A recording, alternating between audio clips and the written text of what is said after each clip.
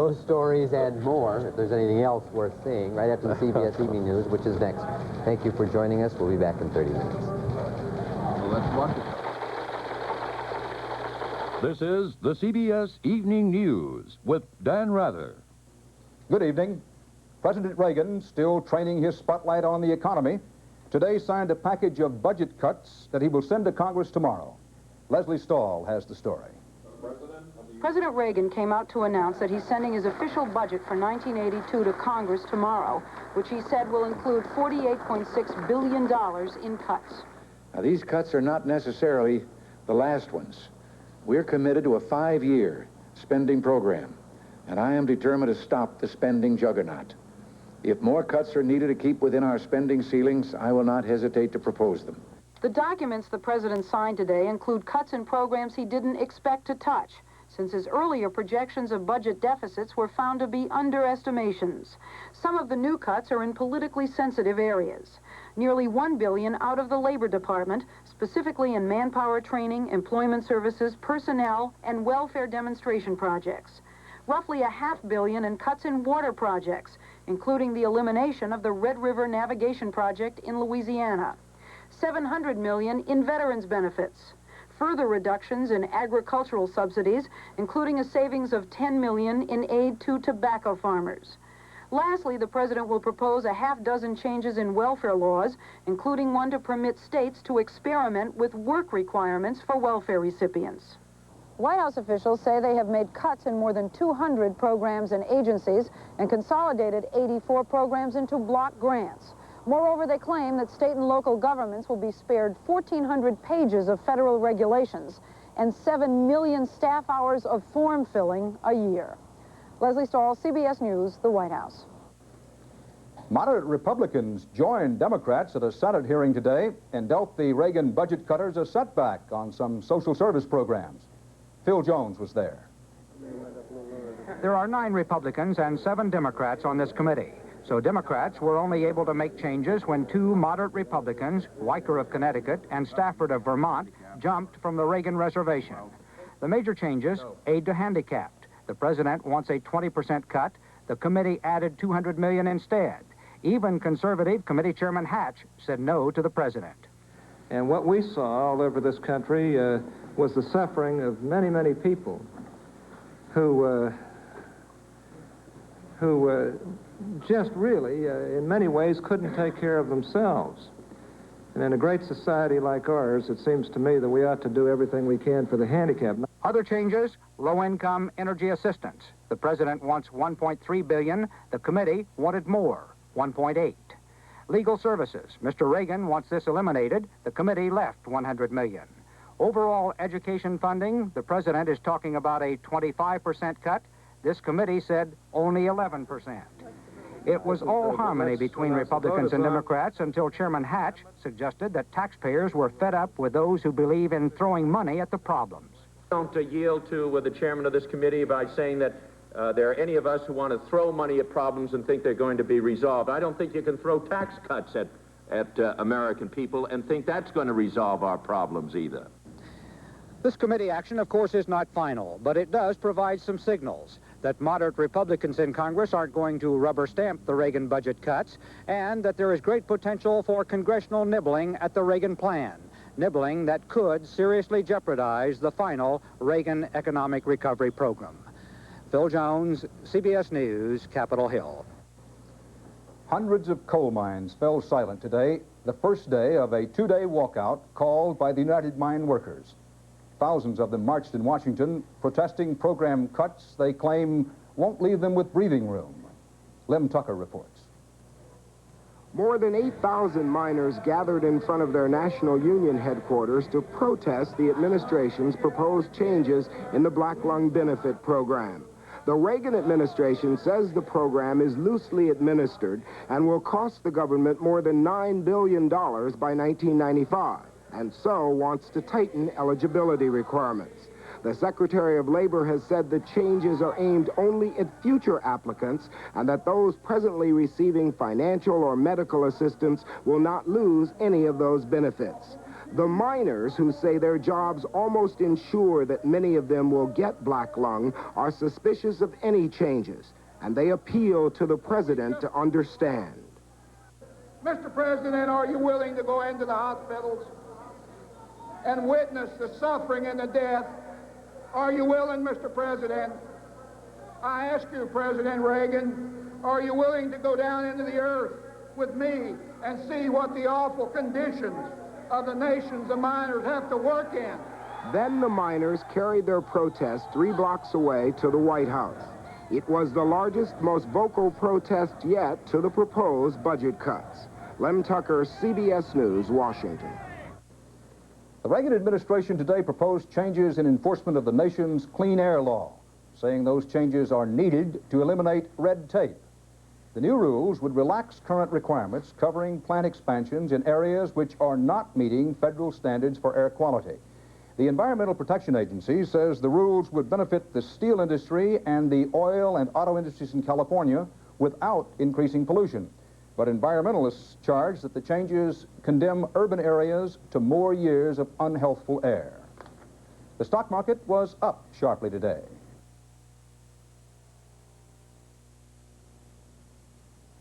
What can you do with challah you can't do with any other wine? Celebrate. Know why I refrigerate? Because my friends love to celebrate. This setting should indicate that we know how to celebrate. Hello, darling. Chala Lambrusco, Bianco, and Rosato have such a bright, clean taste. Every sip's a celebration. Their wine list is first rate. All it says is, celebrate. What a taste to celebrate. That's Jane Russell, starlet. Full-figured then and full-figured now.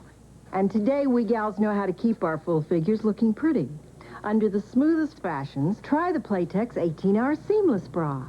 Not a seam showing to spoil the smooth look. And the unique fabric that stretches for real support, real comfort in the 18-hour bra makes 18-hour girdles control comfortably. Try Playtex 18-hour bras and girdles. Full figures never look better. Soviet President Brezhnev has sent personal letters to Western leaders trying to drum up support for his proposed early summit with the United States. The letter to President Reagan was the first direct communication between the two leaders. And Robert Pierpoint at the State Department reports on American reaction. Reagan administration officials say they do not expect a Soviet-American summit this year, despite the efforts of Soviet President Brezhnev to bring about such a meeting as soon as possible. Some of America's allies would also like to see an early summit, particularly West Germany, whose Foreign Minister Hans-Dietrich Genscher met with President Reagan and Secretary of State Haig today. Mr. Brezhnev's letter, which I understand has been sent to at least one and perhaps other Western European capitals as well, is a matter which we would like to consult on in some detail with our Western European partners and anyone else that may have received a similar letter. We find it very consistent with the observations made in Mr. Brezhnev's speech at the time of the party Congress. Through his interpreter, the West German foreign minister indicated his country's somewhat stronger interest in an early summit. Ja, begrüßen das im Übrigen. We agree with the American government that a summit meeting would require very careful and very thorough preparation, but we are interested, we would be interested in such a meeting. U.S. officials say the Reagan administration's strategy will be to consult carefully with the NATO allies, then slowly move to lower-level talks with the Soviets on arms reductions and other difficult issues. Only after the Soviets have shown some genuine flexibility would President Reagan meet Brezhnev at the summit. Robert Pierpoint, CBS News at the State Department. The Brezhnev letter to British Prime Minister Thatcher was delivered to her today by the Soviet ambassador to London, who had to cross a picket line to get into her number 10 Downing Street office.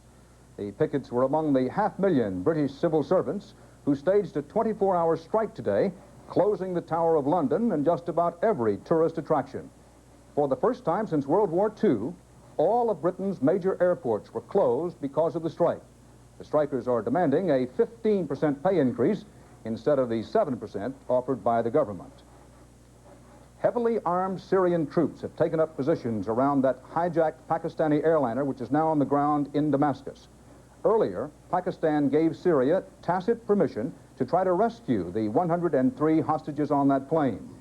The 3 Pakistani gunmen who took over the plane 8 days ago freed a stewardess today, but they also have killed 1 hostage and threaten drastic measures unless Pakistan meets their demand for the release of political prisoners.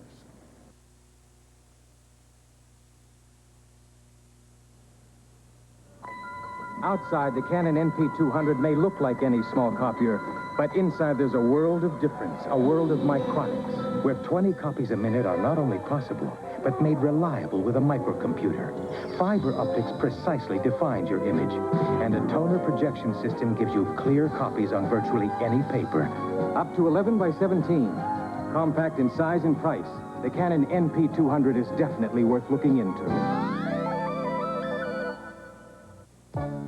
For a lot of reasons, a lot of people like our Buick Skylark. A lot. Some like its roomy accommodations for 5. Others like its front-wheel drive traction. Skylark also gets a lot of votes for its stand on the economy. And a lot of people are taken with its luxury and looks. We couldn't get all the reasons people like Skylark into this commercial, but we sure got them into the car. Now, Buick and its dealers offer a $700 bonus on a Regal or $500 on a Skylark.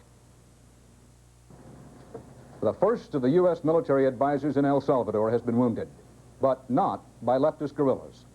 CBS News tonight learned that the American was shot in the right foot last Friday when a colleague's pistol fell to the floor and discharged.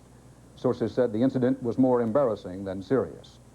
The American advisors are very sensitive about their role in El Salvador, as Charles Gomez reports. A U.S. military advisor, a mechanic, shows 2 members of the Salvadoran Air Force how to maintain an American-made Huey helicopter. He is one of 14 instructors assigned to the Ilopango military airport. At least 25 advisors are currently in El Salvador. An additional 25 are expected to arrive here by the end of the month. U.S. embassy officials say none will participate in combat. The advisors, made available to the press by the U.S. government, are reluctant to be photographed. But 2 of them, sensitive concerning charges that their presence could escalate the conflict here, agreed to discuss their role. If we had come down here to be involved in combat, we wouldn't have come down with the structure that we have now. When you send 6 aircraft to a country such as Salvador, the requirements are that you train them. If we were doing more than that, you'd have more mechanics here, you'd have more pilots, if we were in combat, you'd have Cobras down here, you wouldn't have Hueys. Salvadoran troops are already using American equipment as well as advice concerning infantry techniques in their fight against the guerrillas in the countryside. Near the town of Suchitoto, the Army looks for guerrilla camps. 6 rebel strongholds were strafed late last week. The guerrillas suffered several casualties, and the armed forces claimed a major victory. But near Suchitoto, thousands of peasants abandoned their homes, entire villages left deserted. Some peasants say the military burned fields around their huts, forcing them to leave. Many fled to La Bermuda, a 16th century hacienda transformed into a shelter by the Salvadoran Green Cross. At least 80% of the 1,800 peasants here are children. Some of them have rashes over most of their bodies. Charles Gomez, CBS News, Ilopango, El Salvador.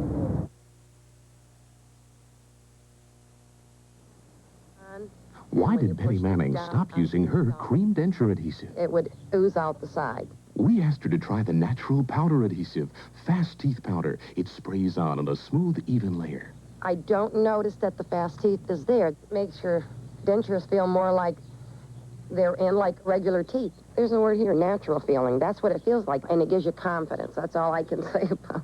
Fast Teeth Powder makes dentures feel more like your own teeth. It just gives me a good feeling. The secret of this mysterious drop of oil of Olay is that it's similar to the natural fluids your skin had so much of when it was younger. As your skin ages, it loses those vital fluids, disturbing nature's delicate balance. Oil of Olay penetrates quickly to revive the radiant look your skin had when it was younger. Discover the secret of Oil of Olay. It can help you look younger, too. President Reagan travels to Canada tomorrow on his first foreign trip since taking office. When he arrives, he will discover that there is more chill than just in the air. Bob Schieffer reports from Ottawa. Suddenly, the Canadians are furious with President Reagan, and the papers today were full of it.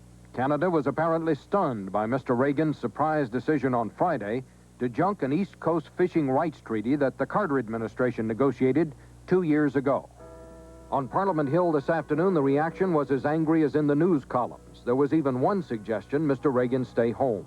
If this is an indication of his goal of a, quote, close and cooperative relationship with Canada, end quote, he might as well turn his plane around and stay in Washington. Mr. Reagan said he was giving up on the present treaty because with strong opposition from New England senators, there was no chance the U.S. Senate would ever approve it. That argument did not catch on in Parliament today, and the Prime Minister was left trying to put the best possible face on what's viewed here as a terrible case. And this government is putting the importance of maintaining friendship with the United States at the basis of the meeting which will take place tomorrow and the next day.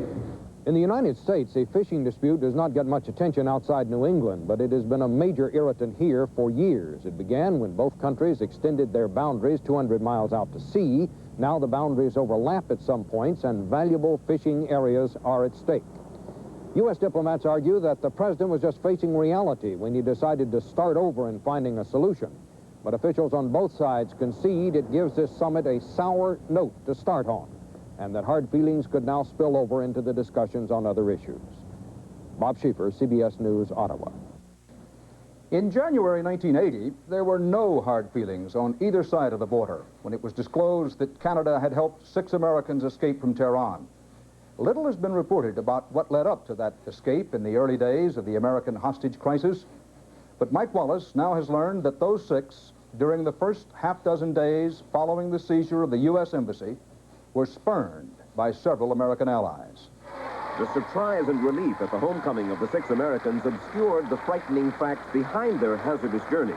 How had they gotten from the U.S. Embassy into Canadian hands? Their spokesman, Robert Anders, shed little light on that. Because of the sensitivity of the situation, we know you will understand that we cannot take questions at this time. The Canadian ambassador who had offered them asylum gave even fewer details about the dangers along the way. Oh, it had its moments. Its moments, indeed. We have pieced together accounts given us the past few days by the 6 Americans and by members of the diplomatic community. And from their stories, it becomes clear the Canadians were not the first to whom they turned, but a refuge of last resort. On the day of the takeover, while the mob poured over the front gate, 5 of the Americans escaped through the back door of the embassy compound. We'll explain later about the 6th. The 5 headed for the British Embassy, but saw a mob ahead and made their way instead to an American apartment in the area. Worried by the hatred that infects Tehran to this day, they telephoned the State Department and also Chargé Bruce Langan, who was under house arrest in the Iranian Foreign Ministry. He told the 5 to wait for help. Robert Anders. We assumed that would be over shortly, and I certainly hope so. Consular officials Mark and Cora Lijek.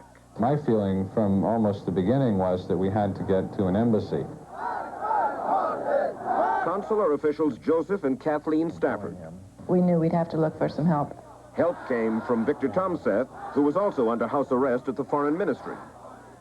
I had a friend at the British Embassy. He arranged refuge for the 5 at the British Embassy's summer compound.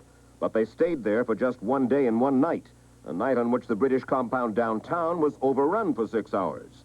Chargé Bruce Langan. That fact caused them to be understandably concerned about a rumor getting out, a report getting out that the 6 were in their compound. So obviously having to leave an embassy after having gotten there was kind of heartbreaking. It was as if there was really no place left to go. So the next day, the British drove the 5 to the home of John Graves, an American held hostage in the U.S. Embassy. And there they waited for instructions from Washington or for offers of help from other embassies. None came. They waited through days 3 and 4 and 5. And finally, a call came from Langan and Tomseth to Anders. And he said to me, well, I'm not so sure that we'll be able to call you anymore. So you're on your own, and good luck. Did you suggest that they go to the Canadians? No, they did that on their own. Why would not the United States, why would not somebody at the State Department phone around? They may have done that. I don't know. The fact is, nobody did. Not Washington, not the British, not the French, not the Germans. None of our traditional allies. 2 days later, the 5 Americans were finally taken in by the Canadians just 15 minutes before the militants arrived to check out the house where they'd been hiding. The 6th American who would eventually find his way to the Canadians was Agriculture Attaché Lee Schatz. He watched the embassy takeover from his office next door and ducked into the Swedish embassy in the same building. He slept with a Swedish flag as a blanket that first night and was moved to the home of a Swedish national that week. But in Tehran's ugly climate, after 18 days, the Swedish ambassador called the Canadian ambassador and said, "You have to take shots off our hands." And the Canadians did. Did other Western embassies know about the fact that there were 6 Americans at large in Iran? There were some that were definitely sure there were 6 of us. Though Schatz won't say it, only one other country offered him asylum, New Zealand. I think there are a lot of interests that override the lives of a few people. In other words, they did not want to jeopardize their own relationship with the Iranian government if it meant taking you and the other 5. I think that definitely would have been part of any decision that was reached. Canada's ambassador, Kenneth Taylor, told us the whole episode reflected no credit on the diplomatic community. Apparently, during the chaos after the takeover, the diplomatic system, in a sense, broke down. The diplomatic brotherhood broke down. Entirely, with the exception of regional groups. We could not agree on even a very mildly worded statement to the Foreign Ministry. Cyrus Vance was Secretary of State at the time of the embassy takeover. It was an incredible act of valor and of friendship, and I will be forever grateful. They, unlike some others, came forward and really volunteered to take these people in. Question: had you been faced with the choice, the dilemma that faced the Canadian government to take in, let's say, 6 Canadians or 6 British or 6 French or 6 Germans, under the circumstances, what would you have done? I hope I would have done the same thing. I believe I would. Government experts said today that the damaged 3 Mile Island reactor could be cleaned up as expeditiously as possible. Said it should be cleaned up as expeditiously as possible. But they estimated that the job could take up to 7 years. The staff of the Nuclear Regulatory Commission rejected, because of possible radioactive contamination, the idea of making that facility a permanent disposal site for nuclear waste. But the 1,300-page report goes on to say that contaminated waste can be removed, quote, without impacts that exceed acceptable limits. The greatest danger faces cleanup workers, according to the report, and it goes on to say, predicting less than 1 additional cancer death attributable to exposure to radiation will occur among the entire workforce. Doctors at Stanford University today performed a heart and lung transplant on a Mesa, Arizona woman. That's the 4th such operation in history and the 1st in 10 years.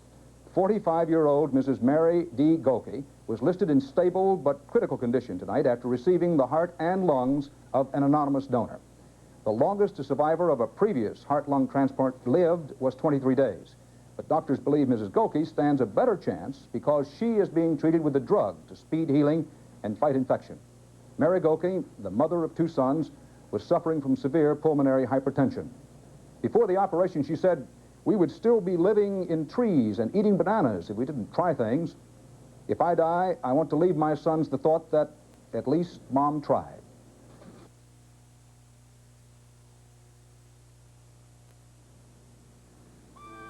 The days of America's gushers are gone, but these old fields still contain oil, And this year, Conoco is doubling its spending to keep them producing. Conoco pumps in water, steam, or special detergents to force out more oil. And this helps reduce America's dependence on foreign oil. Conoco. This year, we're spending nearly $3 billion on energy. The great All-American Workshop sale is back. Special offers on name brand tools you want most for your home and car. Like Black & Decker's 3/4 horsepower router. Buy this Value Plus model now, and we'll send you a Black & Decker car care tool free. Either our car light, our car vac, or our spark plug cleaner. So get this low-price router today and get the car care tool of your choice free. So don't wait. Visit a participating hardware home center store now and save at the great All-American Workshop sale. The royal wedding of Britain's Prince Charles and later Diana Spencer still is more than 4 months away. But already it is generating a lot of excitement among Britons, and it's going to the heads of many of them. John Blackstone covered the couple in London this evening. The visit to a fundraising performance tonight was the first public appearance for the royal bride-to-be, and her subjects-to-be were pleased. Historically, the men destined for the British throne have shown a disturbing preference for foreign brides. So there is understandable pride among the English that Lady Diana is so English. But there must be some envy, too.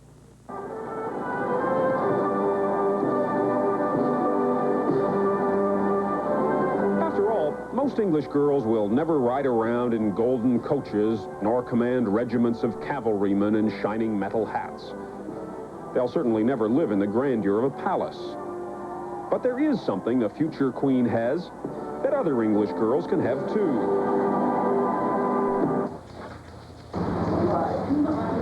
They can have her hairstyle. Throughout the kingdom, girls are getting their hair cut just like Lady Diana's. But do all these newly trimmed English girls hope to marry a prince? I don't think so. There's not very many going nowadays. Lady Diana's own hairdresser, Kevin Shanley, has barely stopped trimming new Lady Dis since the engagement was announced. Yeah, I'll just go on day by day and just keep turning them out. It seems almost every other hairdresser is turning them out, too. Some of them even bring the pictures in of Lady Diane and say, specifically, that's how I want my haircut. Anybody ever ask you to do them a hairdo like the Queen's? No, that's a funny thing. No one comes in with a picture of the Queen. John Blackstone, CBS News, London. That's our report tonight. Until tomorrow, Dan Rather, CBS News. Good night. There are many medications for acid indigestion or heartburn relief. Which one is right for you? For years, Maalox has been recommended most by doctors. Now, the antacid ingredients in here, plus an extra ingredient, are in Maalox Plus tablets. Really pleasant tasting and effective. And Maalox Plus tablets also come in this handy pocket pack that keeps them fresh and sanitary. Maalox Plus for acid indigestion or heartburn relief. But don't just take my word for it. Try Maalox Plus tablets. You'll find you can't do better. So you want one of those new small copiers. Make sure it has fiber optics and a microprocessor. You got it. Anything else? What about fast first copy time and diagnostic lights? Picky. Two-sided copy. Coming up, and don't... Hold on! Can't one copier do all this? Only the new 7840. Even all these copiers can't equal the small, reliable 7840. This little 7 instead of all these? Where do I sign? The new 7840, the first small copier to do it all. This has been the CBS Evening News with Dan Rather.